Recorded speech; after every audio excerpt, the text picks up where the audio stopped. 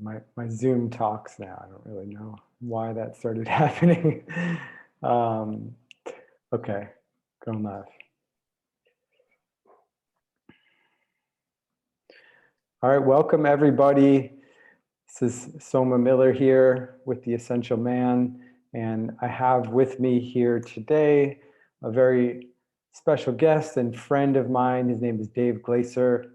He's a certified strength and conditioning coach, as well as a certified Enneagram coach, specializing in moving busy adults from overwhelm to overcoming their busy lives to reach their ideal lifestyle through an innovative approach to the 5 pillars of optimal health.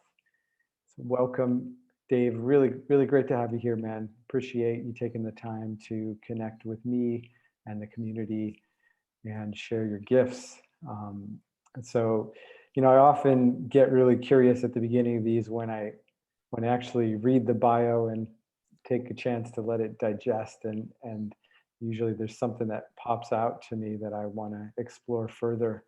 And so I'm not familiar with your 5 pillars of optimal health. So I was wondering if you would kick off the call by sharing a bit about those. Yeah, thanks, Soma. Appreciate it. Good to be here. The 5 pillars of health for me are physical health, mental, emotional, financial, and spiritual.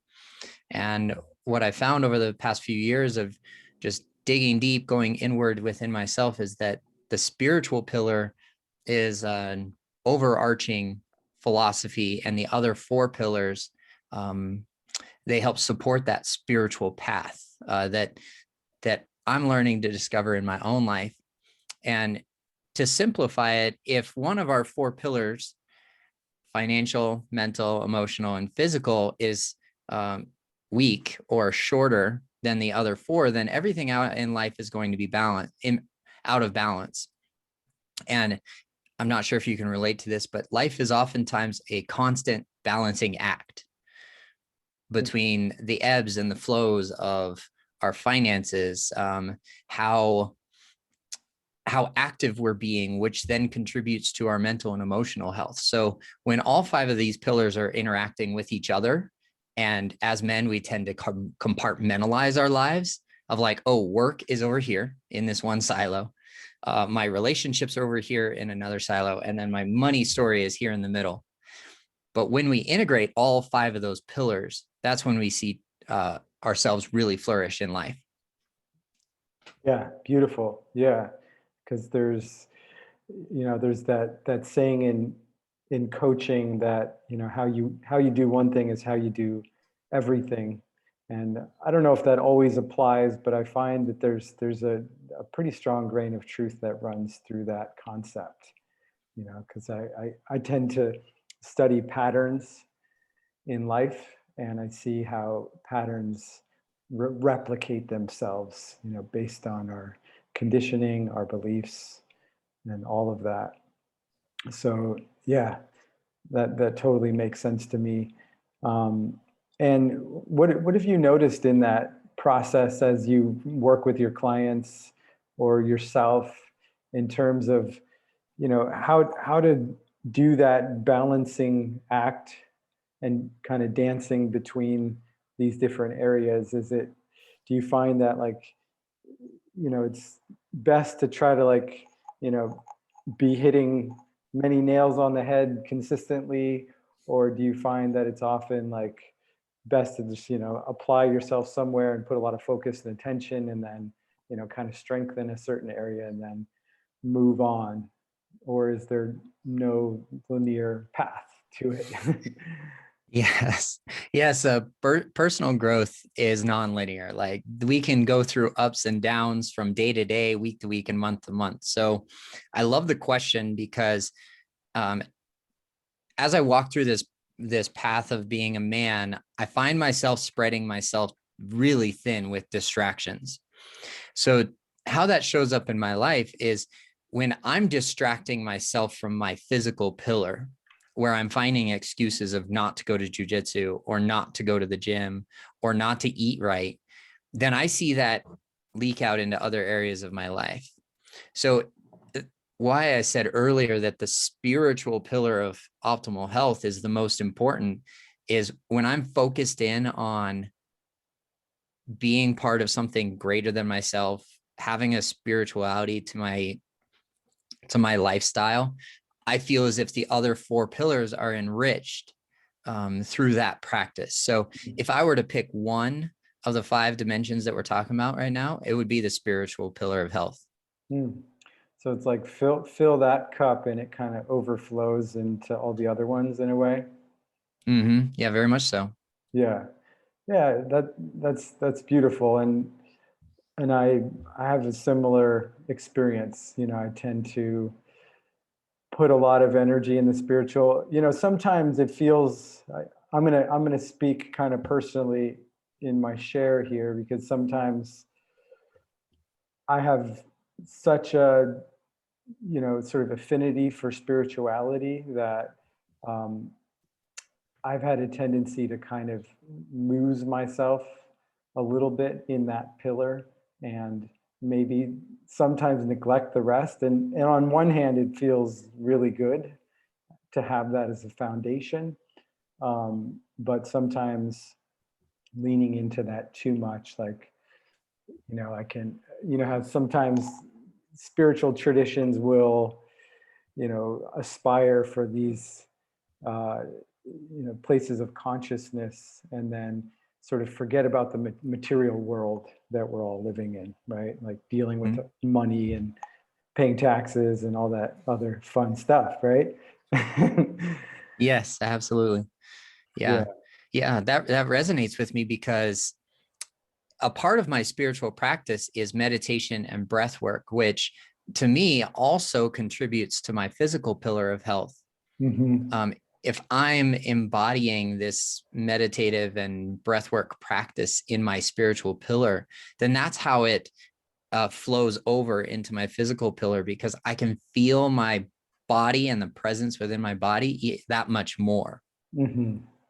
Yeah, for sure. I'm right there with you. Yeah. So, and there is like, yeah, for me, there is an integration of the, you know, at least my embodiment, and that goes a long way, right? And I guess what came up as you were talking, and this is something that I'm personally working on, is, um, you know, not necessarily even seeing the pillars as separate, because I can, you know, say like when I am doing my taxes or accounting or something like that could be the deepest spiritual work that I do in a way, you know, and it's only my resistance that makes it non-spiritual, that like, oh, it's just this other aspect of life that has nothing to do with spirituality, but it could have everything to do with spirituality.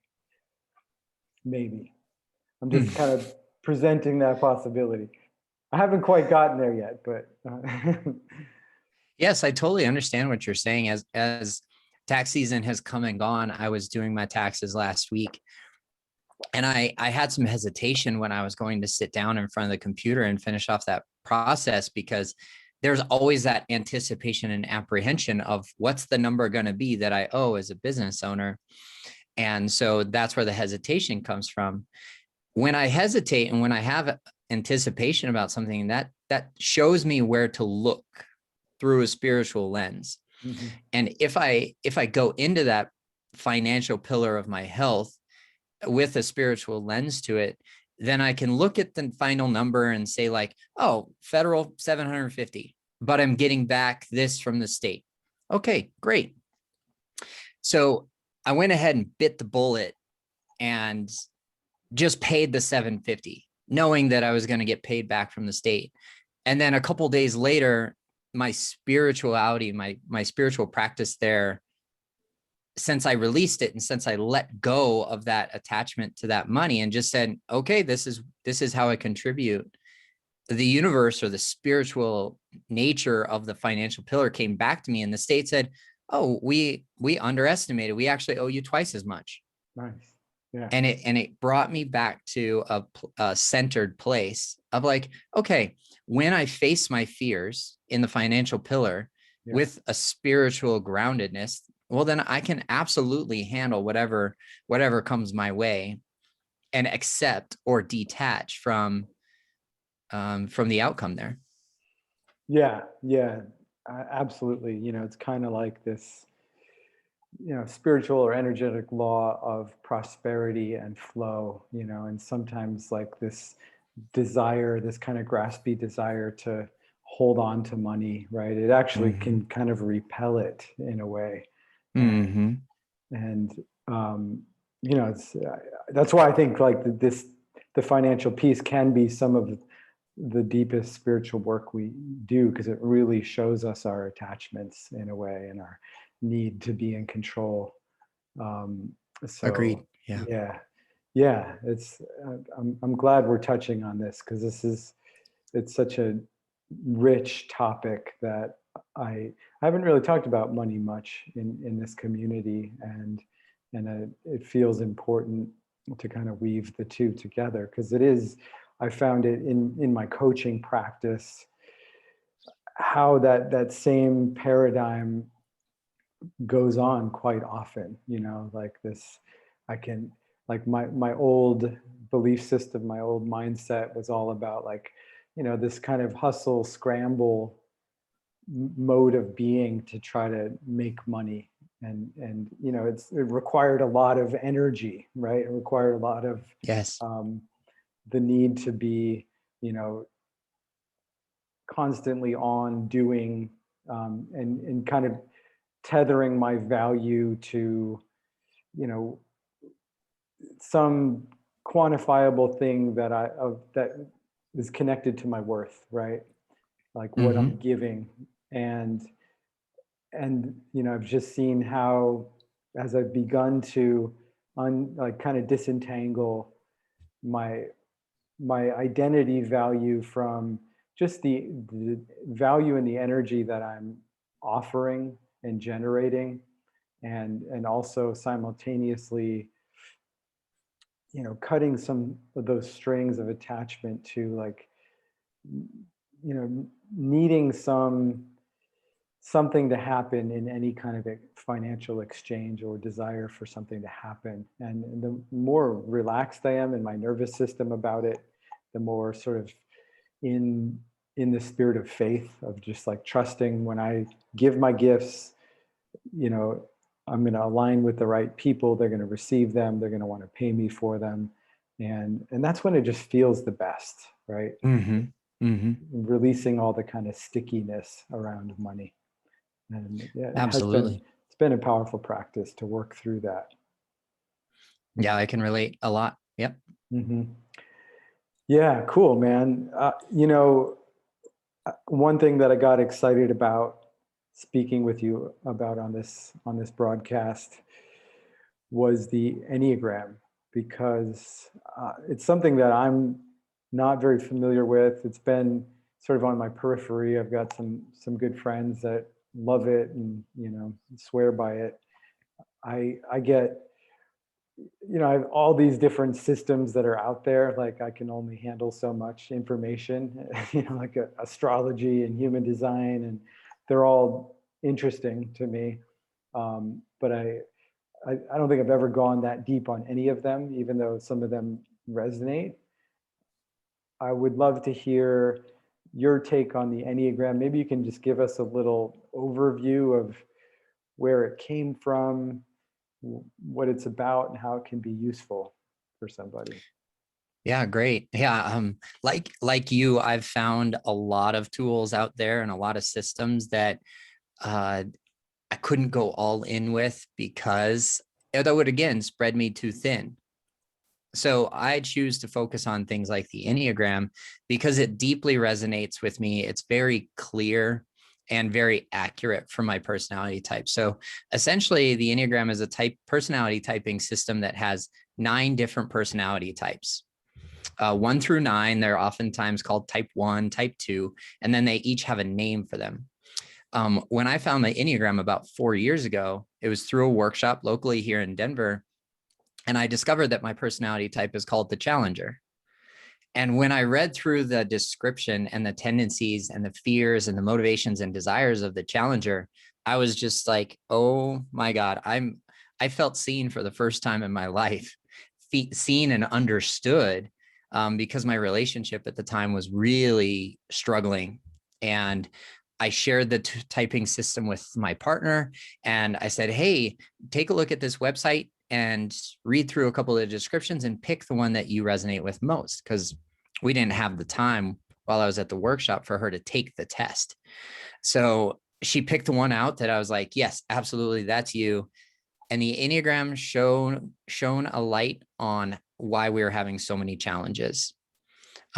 Within each personality type, like the challenger, I have 9 levels of health.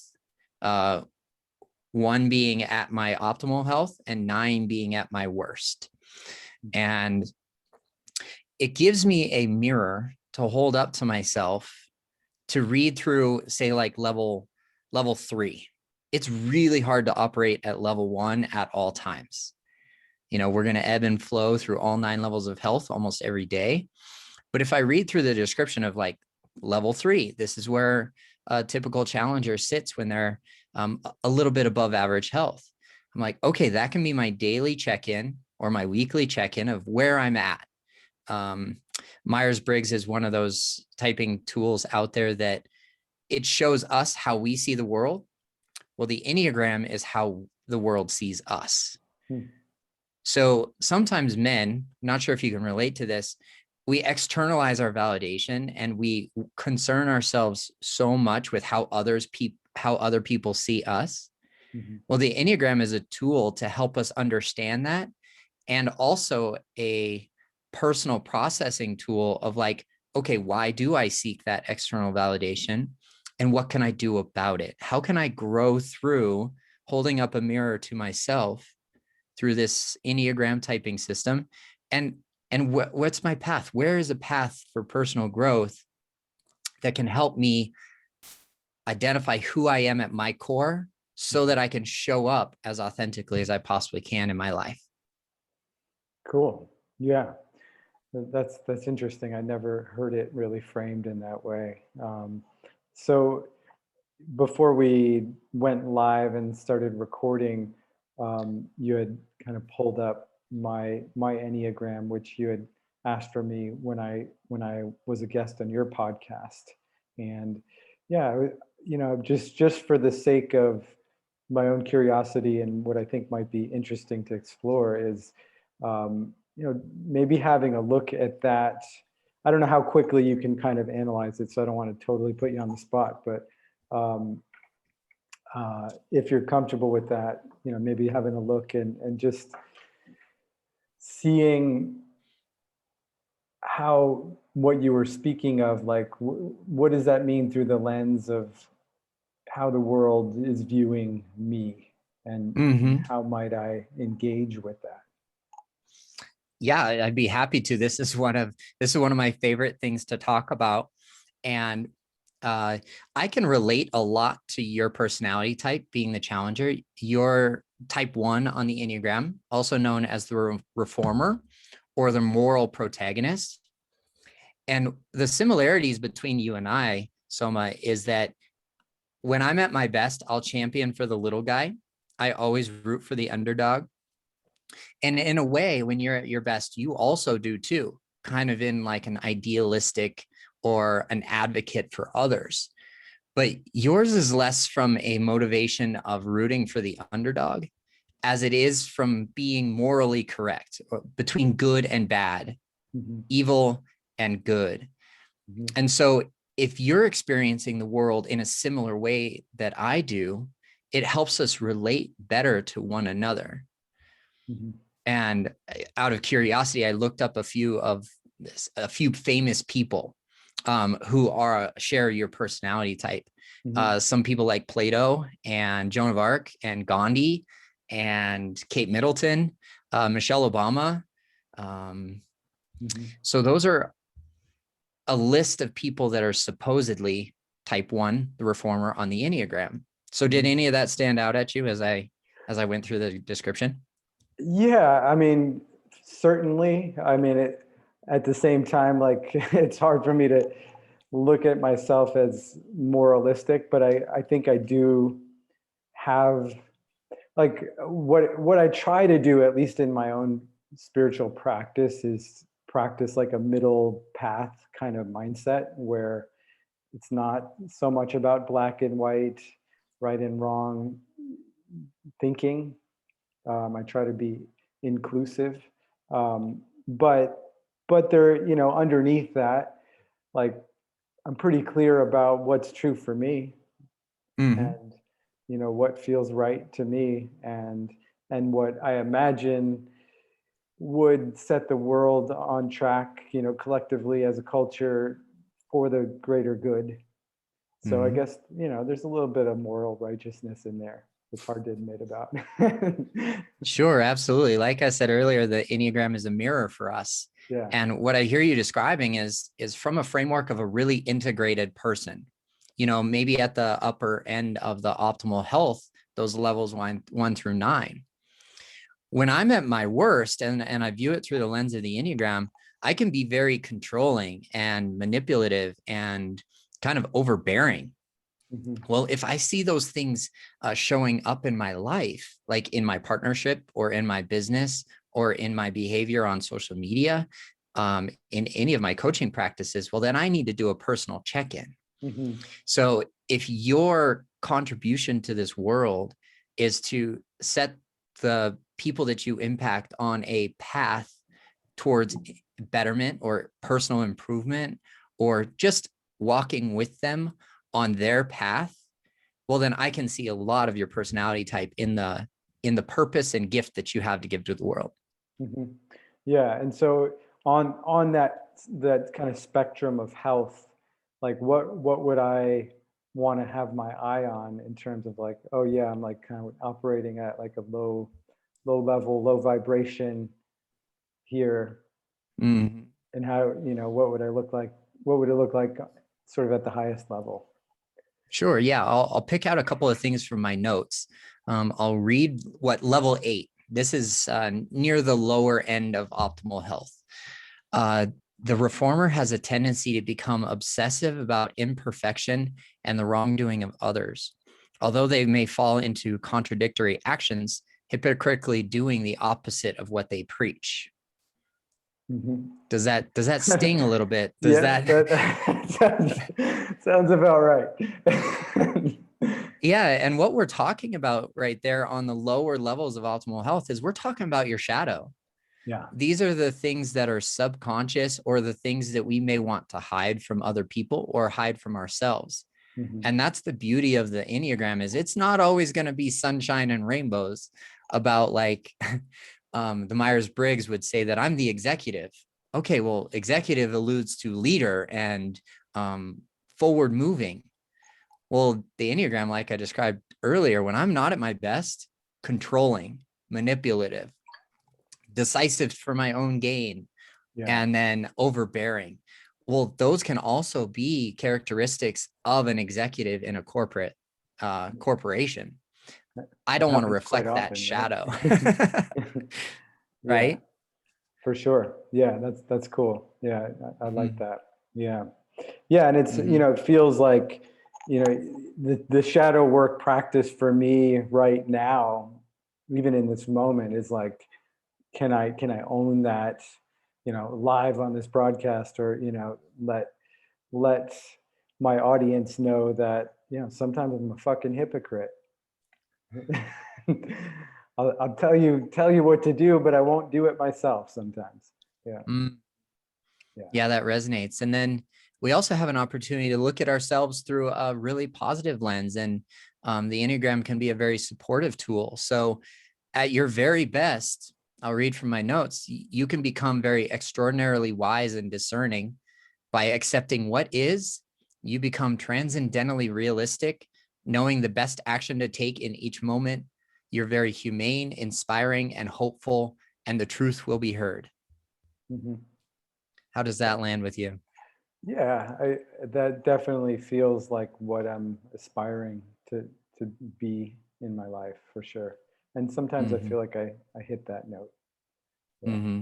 Hmm. Yeah, it would be very hard to operate at that optimal level of health 24/7, right? Hmm. Yeah. Yeah. A lot of deep work to to live there for sure. Mm-hmm. That's why Gandhi was like meditating half the time, right? Yeah. Yeah, cool, man. I really appreciate that. That was very cool to, sort of have a live Enneagram breakdown on my personality. That's helpful. So let's just talk a little bit about like, I mean, is that something you integrate into your coaching? Is that like, because I know you do kind of health coaching, you like kind of physical training type of stuff. So, and you kind of merge that with the Enneagram? I do, absolutely. What I discovered in my own fitness and nutrition journey is that I had limiting beliefs showing up about myself over and over and over again. You know, the words that I would say to myself of like, you can't, you'll never, you won't ever be this. Well, I started to discover that limiting beliefs were showing up in my own fitness and nutrition journey through like high school cross country. I would be like ninth in league, 16th in districts, but never really break through to that upper echelon of athletic performance. Mhm. And then when I started jujitsu, I started to see the same limiting beliefs come into play because it's such an intricate, complex skill sport. And now 4.5 years into the journey, I uncovered that like the limiting beliefs of I can't, I will never, I won't be, were showing up on the jujitsu mat. And I had to face those, process them, work through them to become consistent with the sport and actually be competitive within my school and then on the state level as well. And the Enneagram was a tool that helped me face those limiting beliefs and understand myself better. Of like, I would say that one of the paths that I've walked through the lens of the Enneagram, knowing my type, how I can come across as abrasive and kind of a know-it-all and very overwhelming and overbearing, is that learning how and when empathy can be shown for myself and others was a huge groundbreaking thing for me. Mm. And as a coach, having empathy for my clients really does help them break through their own limiting beliefs along the way. Yeah, totally agree. Yeah, and it's hard to extend genuine empathy if we're not able to extend it to ourselves too. It's been my experience anyway. It's Mm-hmm. like the learning to embrace with compassion the parts of me that I judge or want to reject, which end up in that shadow territory usually as a result of that judgment and self-judgment. Yeah, it makes it harder to hold that space for others. So the coaching work fortunately has challenged me to do a lot of my own inner work as well, and kind of it sort of put me in this position of facing my own limiting beliefs around, just my value and my worth, and has allowed me to, I think hold a wider space for my clients, because I think that's something that is universal in the human evolutionary process, is learning to on just a really fundamental level accept and love ourselves, right? And it's not easy. That No, it conditioning never runs is. deep. Yeah. Mm-hmm. Yeah. So if you were to like, how I'm curious, like, is there any other way that the Enneagram would kind of integrate into, say, like somebody's fitness training? Is it mostly around like beliefs and mindset, or is there any other sort of structures that fit into an approach like that? Absolutely. I can use the Enneagram as a tool to help my clients reach their goals a little bit quicker. Let's take one of the personality types on the Enneagram. It's called the enthusiast. Well, the enthusiast and their personality type basically invented FOMO, the fear of missing out. So if I have a client who is an enthusiast on the Enneagram, I know that they're going to enjoy workout programs that have a lot of variety and a lot of different experiences along the way. So if I'm coaching them through a nutrition program, I have to give them a lot of different recipes to keep them excited about the program. And their excitement about doing the program is what's going to keep them motivated, consistent, and disciplined when it comes to that practice. So that's one way that the Enneagram can come into the coaching. Yeah, that's cool. So it's not like you've got your fitness program and it's like a cookie cutter thing. Like it sort of adapts to personality type and sort of what would motivate the individual, which is probably like a real primary thing that you're working with when it comes to getting people in shape, right? You gotta, it's hard to motivate to like do the hard work, right? Yeah. Yeah, without a doubt. Yeah. Cool. Yeah, I love that. Yeah, so you and I got to know each other through a men's community, through Connor Beaton's men's community, who I really appreciate his work a lot. And yeah, so you've been doing men's work for a while yourself, right? Like, is that did you start just through working with Connor, or were you doing men's work prior to that? Fortunately, I have been a part of men's work for the last 3.5 years or so. I have two main groups that are a part of my life. One is my church men's group. It's a small circle of men who meet every other Wednesday. We have potluck dinners and we discuss what's coming up in our lives, but we have that through a lens of our faith. And it's a tremendous community that's a big part of my life. And then on the other side, I was part of a men's group for about a year. It was the first time that I had been exposed to like Stoic philosophy, and in a secular way. There wasn't a whole lot of spirituality within the room.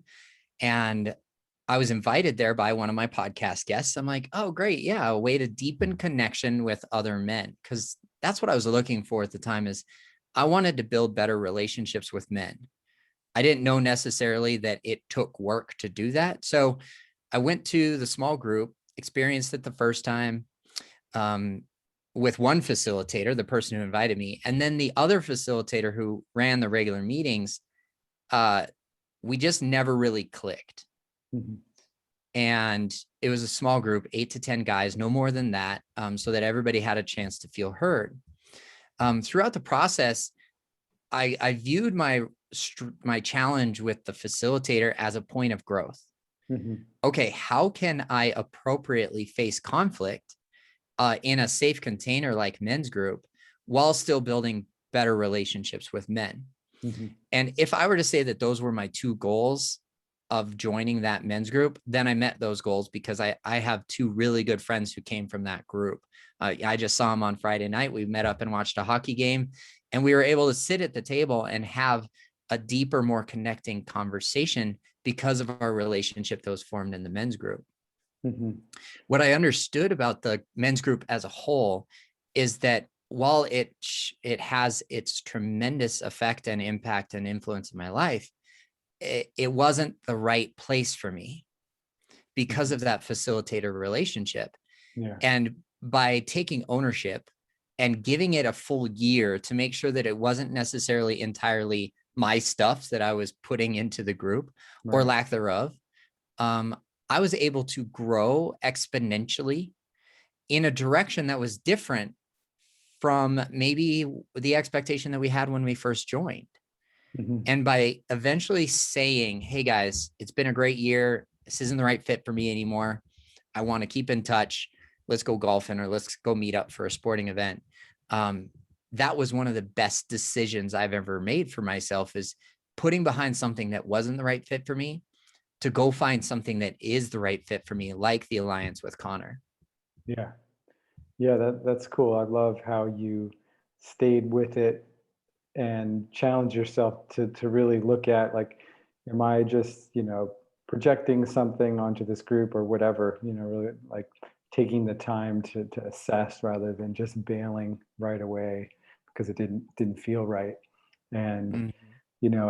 there's something powerful about that I want to tease out. One being just that sort of willingness to persevere through challenge and you know extract some like sort of a hidden gift that is unexpected. And that I find that happens a lot when I challenge myself. Like I walk away with not necessarily the thing that I was the end goal that I was aiming at, but all kinds of hidden gems just by staying in the process and the practice of something. It could be anything. It could be, a fitness routine, or it could be doing a podcast, doing my taxes, whatever. There, there's always an opportunity for growth through some kind of challenge, right? Um, and the other piece that I wanted to name that seemed powerful to me, and this is something that I think a lot of guys can probably relate to, is um, the as like the quote unquote nice guy archetype, which I think a lot of men struggle with, is not only a tendency to avoid conflict, which it seems like you were challenge that part of you if you have that tendency, but also to set a boundary and walk away from something, not just like stay in like a relationship that doesn't really serve just because it's uncomfortable to say, hey, this isn't a good fit for me, Mhm. and I think that's something that I see in a lot of men that I work with, and myself sometimes, is this tendency to, you know, avoid confrontation and avoid disappointing others. Mhm. Yeah. Yeah, totally relatable. And the group's foundational principles were to help nice guys get out of that negative pattern. And I was grateful for the opportunity to say, hey, this is a need I have. It's not getting met. I'm going to take a break and then go out and find another men's group and community that did fit that need. Yeah.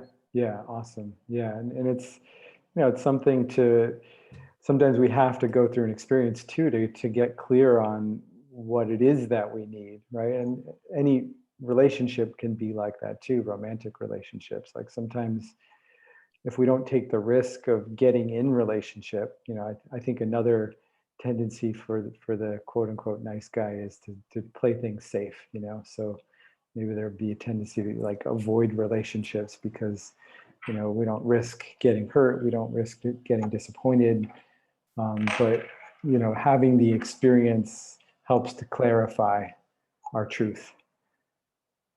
Yeah. Absolutely. And relationships give us training ground to practice asking for our needs to get met. Definitely. Yeah. And, we had mentioned before we got on the call, touching in on relationships and attachment theories. This feels like kind of a good segue into that subject. Um, and, and I think what I want to name before we start is, you know, what I see is men don't often consider this, is that we can work on our intimate relationships, any kind of intimate relationships, heterosexual if we're heterosexual, even by being in relationship with other men. And we can break down a little bit about what attachment theory is for the audience if men listening are unfamiliar with that.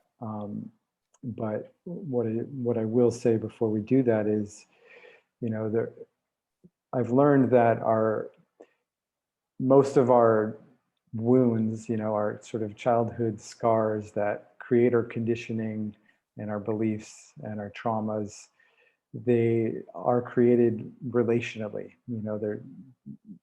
That's just how we are. We're relational beings. We're in relationship to people from day one, and we can't really live without relationship. Um, so yeah, that being said, I'd love for you to kind of give a little overview of attachment theory from your perspective, and what that means, and how we can use awareness of that to Mm. navigate our relationships more intentionally.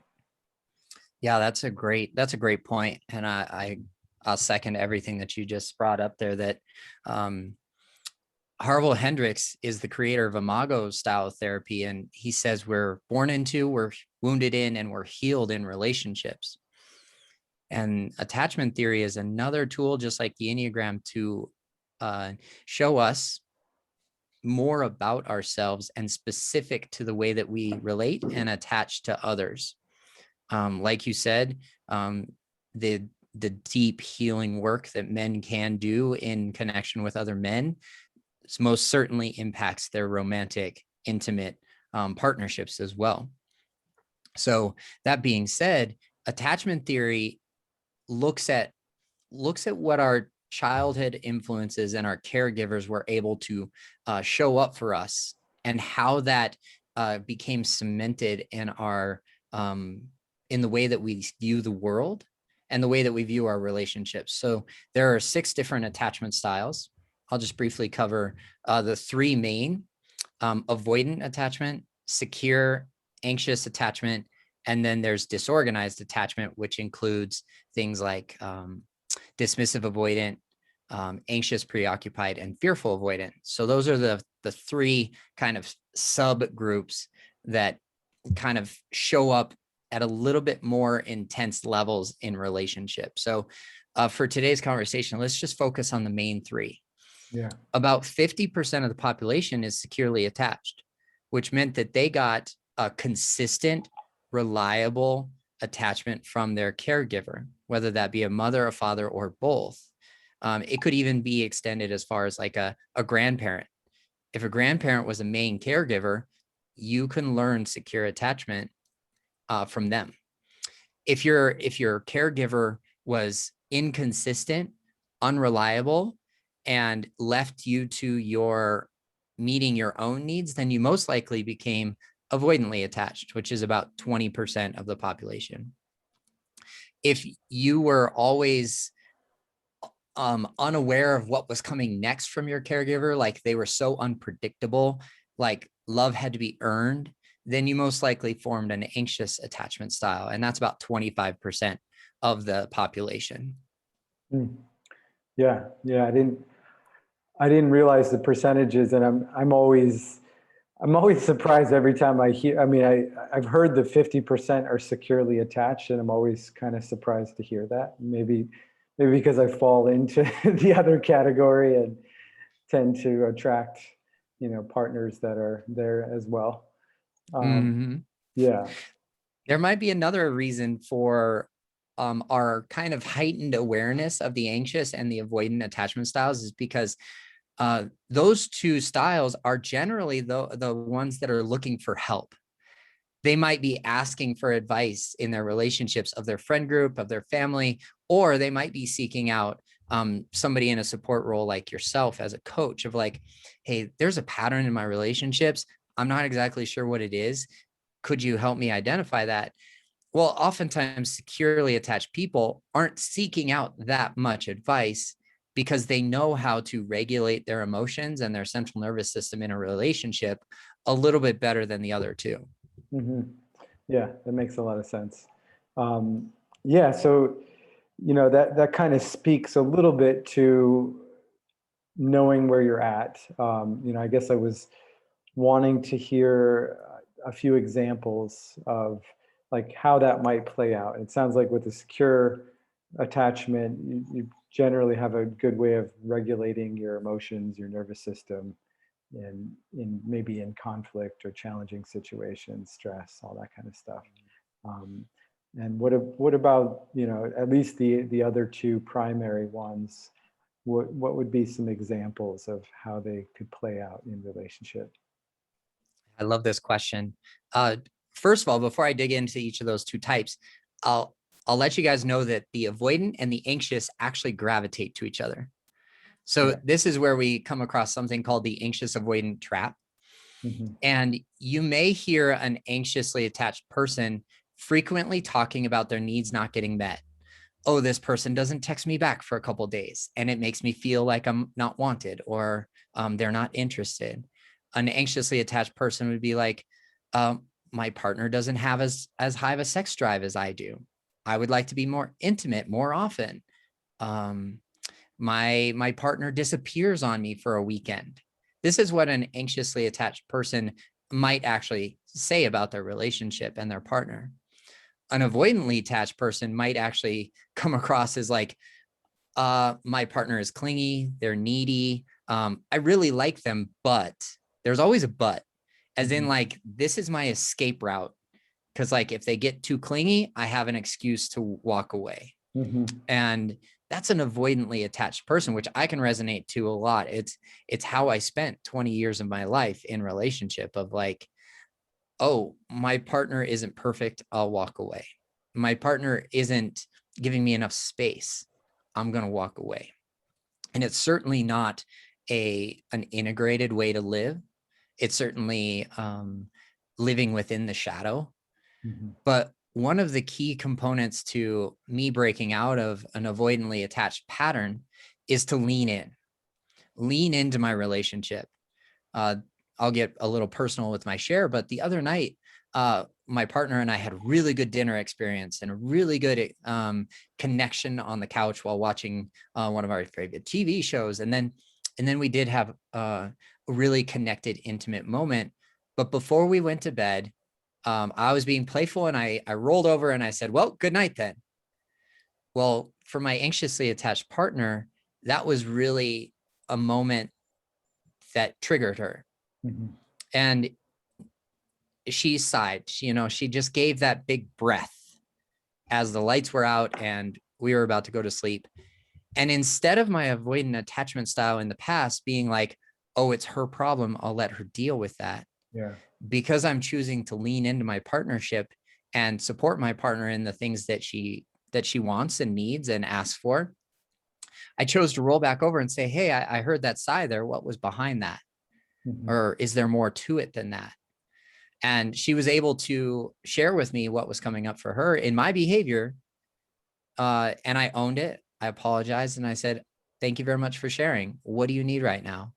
And pretty much what she needed before we went to sleep was just a little bit more physical contact and for me to open up my heart towards her as opposed to show her my back.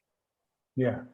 Yeah, beautiful. Thanks so much for sharing that story. And it's, it's relatable. I think it's, one thing I've noticed about attachment is I think there is like, some kind of polarity to it. It's not like, third stage, like David Data sexual polarity, but, like you said, they kind of, these two types fit together like a lock and key. And I feel like I've been both in different relationships.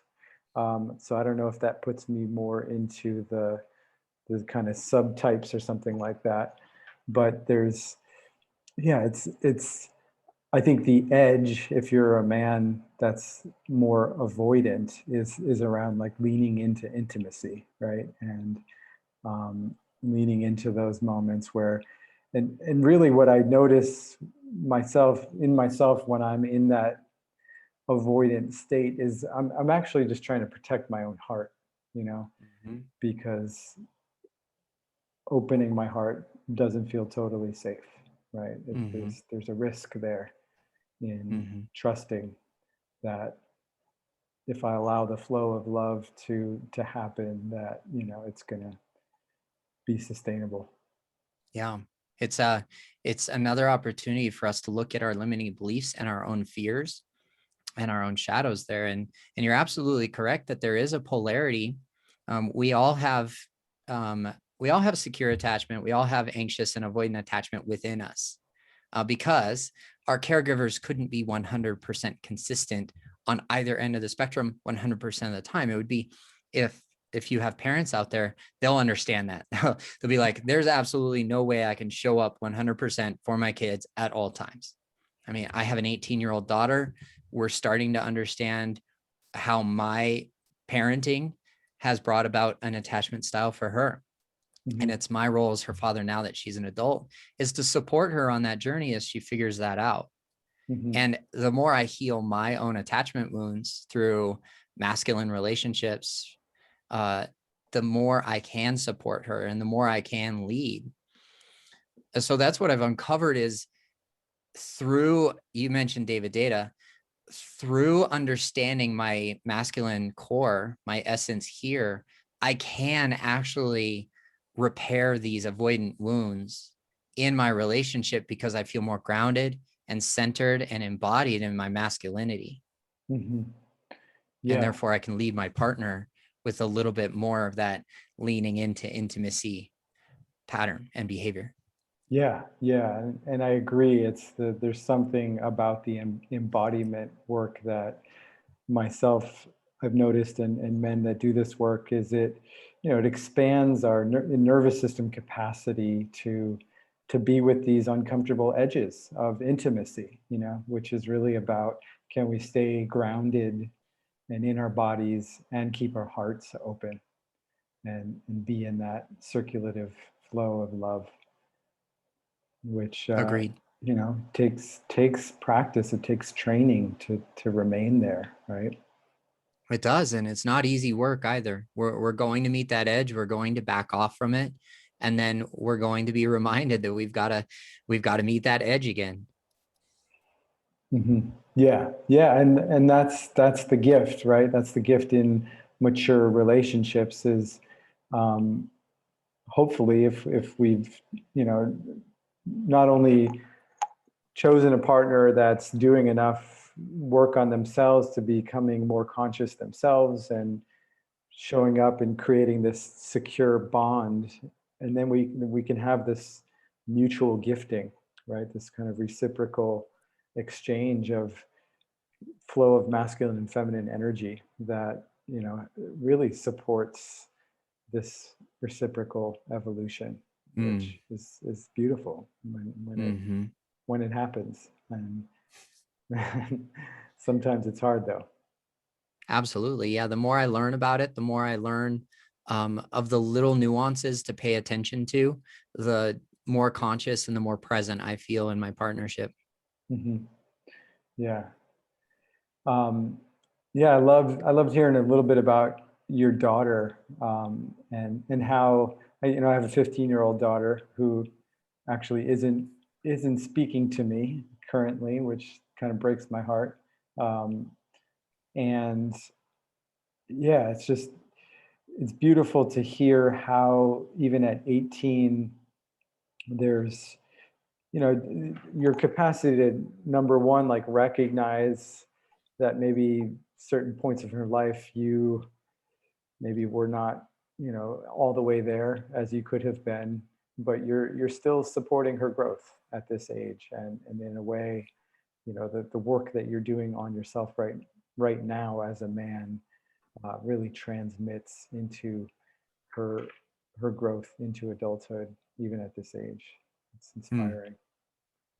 Yeah, thank you very much. And I can imagine how hard it would be to have your daughter pull away and back off from communicating with you. So thanks for sharing.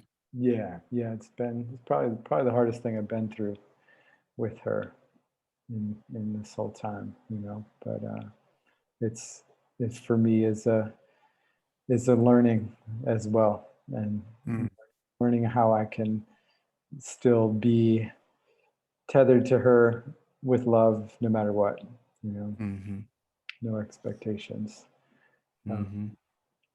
Yeah, well, we've just got a couple more minutes before we pull it off of the live broadcast and we close it down to our in the Zoom room community, the tribe community. And before we close it out, I just want to see if there's anything else that you want to share with the community, even in regards to your work, your offerings, yeah, feel free. Yeah, thank you very much. I appreciate that. Yeah, our fitness programs are all currently remote. Our remote coaching program does include a lot of Zoom type coaching, and it's working pretty well across the world right now. So we're happy to share more information at fitlifechampions.com. I'm very active on Instagram if they'd like to connect with me there through the podcast that I run, that looks at the world through self-awareness, through the Enneagram, attachment styles, and masculine leadership, called the Challenger Podcast. Nice. which I was honored to have you on as a guest. And since I had you on as a guest, I did change the name, but the location is all the same. So they can find that at thechallengerpodcast.com. Awesome. Yeah, I didn't know that you upgraded the name. I love that. That's powerful. Yeah. Yeah, I went through a period of taking a break from producing the podcast episodes, and I found more alignment in that distance that I created from my own project. And I was like, I spent 3 years learning and educating myself on what self-awareness and authenticity and better authentic relating meant to me. So I spent 3 years doing that. And now that I've uncovered what works well for the Challenger personality type, I want to share that with the world. So I pivoted and realigned with my own personal mission and message and vision in this world.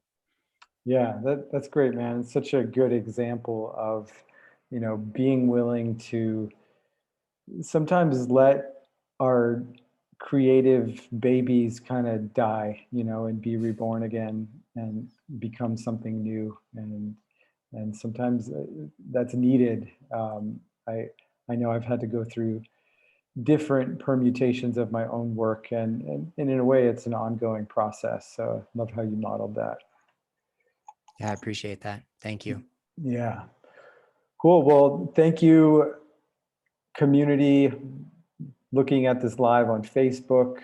This will also be released as a podcast, an audio podcast at some point. So thanks for tuning in. Make sure to check out Dave's work, his website, follow him on Instagram and on Facebook. And yeah, he's got a lot of great content he puts out. So check him out. All right. Cool. Just turned off the live stream there. So it looks like we just got one other gentleman here. Sky, what's happening? Thanks for hanging with us, being patient, listening in. It's like you're outside. Yeah, so Dave, we didn't really chat too much about the structure of this ahead of time, but it's kind of an opportunity for the smaller men's community to ask questions, maybe get some coaching or some insight on some kind of challenge that they're facing. You up for that? Absolutely. Yeah, thanks. Sky, you got something that has come up that's inspired by our conversation, any kind of Enneagram related or relationship related kind of stuff?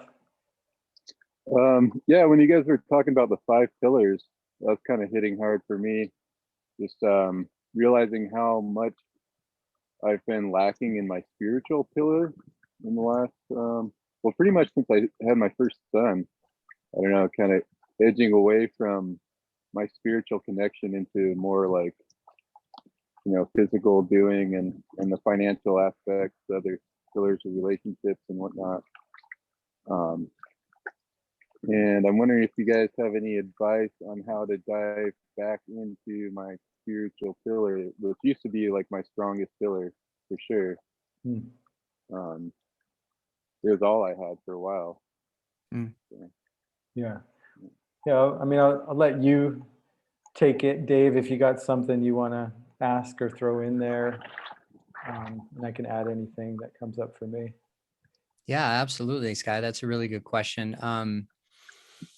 What I love about the spiritual pillar of our lives is that it's so open and available to our own personal interpretation. So I shared a little bit about my Christian faith. It does not have to immediately define a spiritual practice with religion. Soma and I discussed things like our meditation practice and our breath work practice being a part of our spiritual pillar. And what I've found most beneficial is the process of discovering what spirituality meant to me is what strengthened that pillar for me so much. Is like I get to decide what that means to me, and then I can choose to walk that path in a growth-minded fashion. Does that make sense? Right. Yeah. Yeah. What, so on that note, Sky, do you have a sense of what is your spiritual connection, or what it means to you, like when you're feeling that sense of spirituality, spiritual health? Yeah, I mean, it's the most important connection there is, for sure. Yeah. And I don't know, I guess I've just been caught in the struggle of things, and I don't know. It's I guess I'll have to look at it more. Yeah, I mean, what gets you there, I guess, is more my question. Like, what has you feel like you're in that space, Oh, whatever it is um, that it means to you. yeah, I connect through nature the most, probably. Mhm. Just being in pure, pristine nature. That's when I feel the most connected. Yeah. And doing stuff on my own, finding that silence. Mhm. Um, and I just haven't taken that space for myself enough, I guess. So I've been so focused on my work and whatnot. Yeah, that makes sense.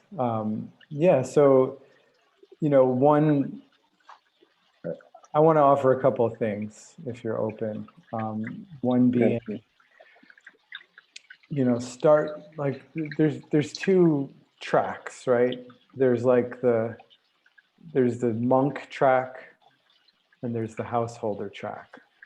And then there's, an integration of both. Like, you have a family, you got children to support, you got a wife, right? So going off and like meditating in a cave for a year is probably not going to fly. Um, at the same time, as a man, you probably need a certain amount of nourishment. You got to kind of fill that cup so that it can overflow. And my challenge and sort of query for you is like getting clear on like how much of that, like, solitude or time in nature, whatever it is that fills your cup, do you need, so that you, when you go to serve your family, right, as a householder, and that is a spiritual path, how much do you need to, like, time to yourself do you need so that you're actually in a generative state? Does that make sense? yeah,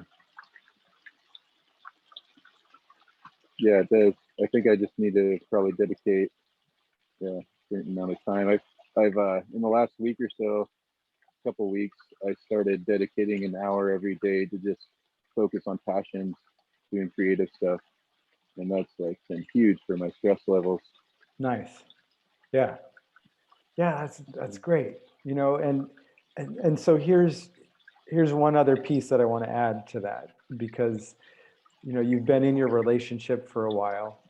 I know a little bit about your situation, and I know it's, sort of a, maybe a higher, quote unquote, higher maintenance situation, just, because your woman has some health challenges.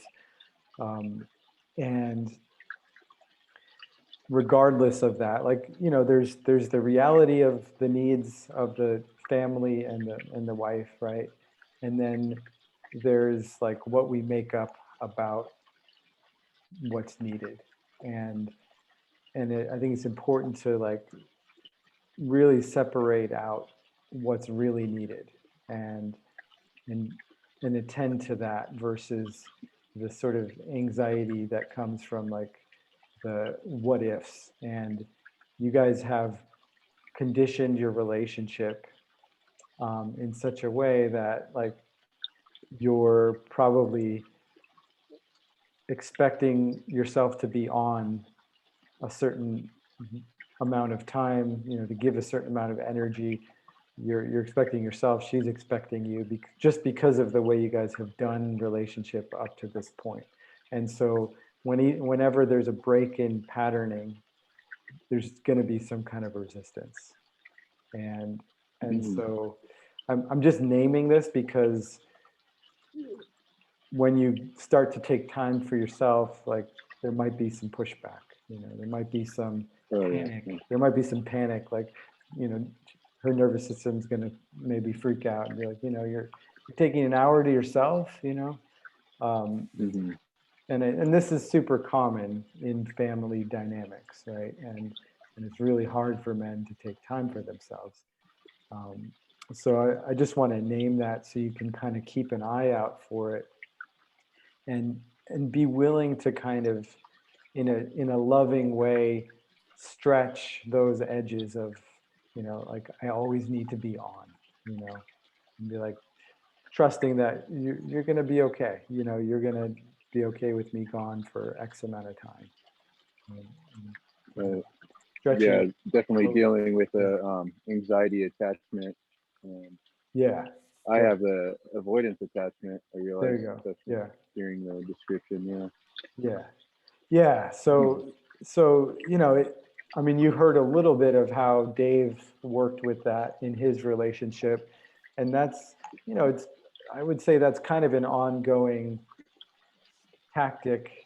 I think, wouldn't you say, Dave? Like, there's always going to be this like, oh, she's feeling needy, I want to like eject, right? And noticing that in those moments, and you know, a little bit of like, I'm here for you energy goes a long way if you're like fully there. Is there anything you want to speak to around that, Dave? Yeah, certainly. What I hear you describing is called earned security. And I like to think of attachment theory and styles as like a pendulum swing, where anxious is on one side, avoidant is on the other, and secure is right here in the middle. So what happens when the avoidant attachment style leans in, they come closer to center, and it actually gravitates it creates earned security for the anxious attachment style, so you guys can meet in the middle. And what we were talking about earlier is by leaning into the relationship, is the avoidance tendency is to pull back and to step away so that the anxious will come closer to them.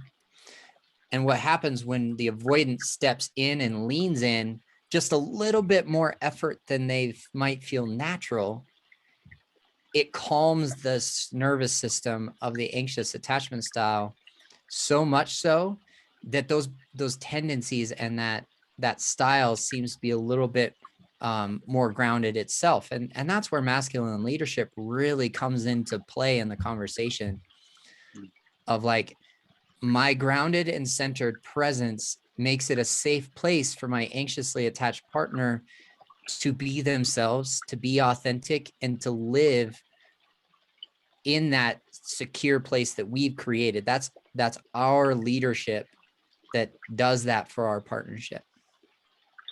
Yeah. Nice. Yeah, for sure. And you know, just to put it a little bit differently, is like that when we're that stable, secure home base, right? And we're available. You know, it's not just like acting the part, but like my heart's here, and I'm grounded, and I'm open, and I love you. It actually helps the anxious person to kind of release their grip a little bit, because otherwise they feel like they need to like scramble to like hold on to you, right? And so you know, I have this dynamic in my relationship, and I'm in Greece right now, you know, so that was kind of a big thing for me to, you know, leave her, right? And we've created enough of a stable, secure home base, and I'm still staying tethered to her energetically and emotionally, even from afar, right? But giving her that sense of, it's really a quality on sort of like the energetic level. It's a quality of like, I'm here, I've got you. And Mhm. I'm here, I've got you, helps them to soften and relax and trust. Yeah, David Gita's book is really groundbreaking for me. Just reading A Superior Man Yeah. and just having the awareness of that kind of energetic relationship to my wife has been huge. Yeah. I was like totally unaware of all these things that I was doing that I could be doing differently. It just makes Yeah. so much of a difference. Yeah. Yeah. I'm glad you found that book. It's good timing for you. Mm. Yeah. Mm. Yeah. Awesome. Is anything else coming up just around what we've shared that you want to unpack at all? Um, that's mostly it. Yeah, just learning how to be the right kind of support for my wife. Been what I've been trying to dive into, Yeah. and also just diving into my passions and purpose as Yeah. well.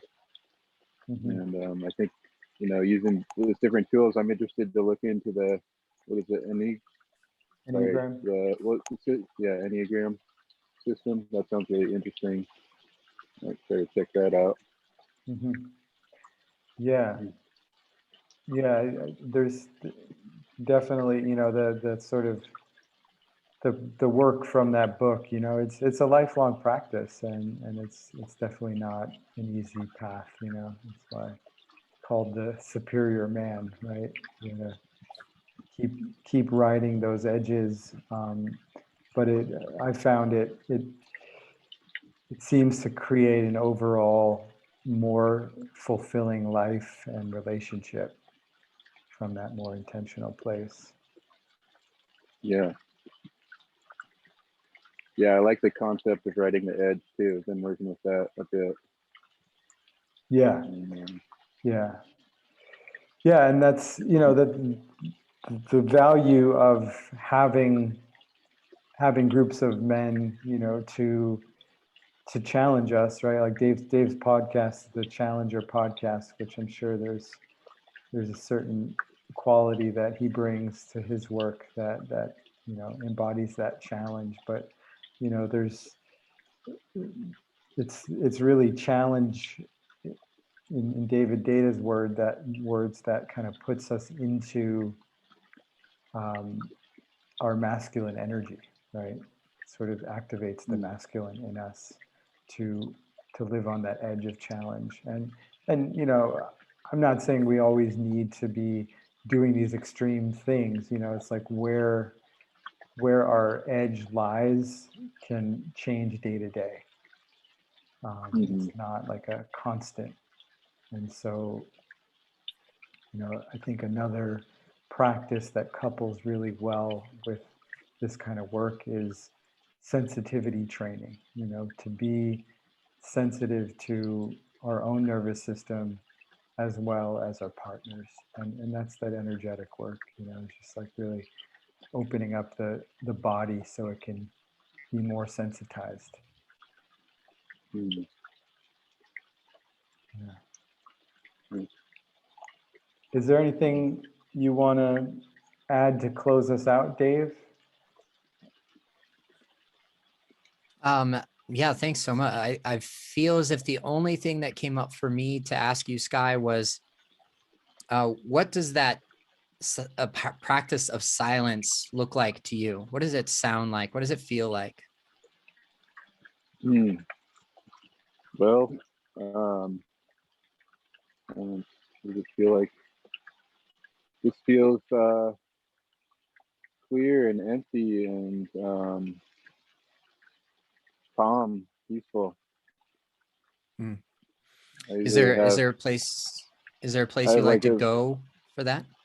yeah. Well, there's a place I go mentally. Like I have this visual sanctuary that I go to, which is just like a pristine alpine lake, it's just undisturbed, other than like those ripples of nature, you know. And I've used that throughout my life, through the numerous traumas and whatnot. It's become too much. But yeah, I try to create it. You probably hear the water in the background. I have a little pond here, and wherever I live, I try to create a little sanctuary pond place to hang out and just be with nature. Awesome, man. Yeah, the biggest difference I've seen in my life when it comes to a spiritual practice is understanding what that definition, or what the practice can become a discipline looks like for me. You know, I'll admit that meditation and breath work this month, or this past week, has kind of fallen off. And I'm feeling the change in my body when that's the case. So it's great to have a practice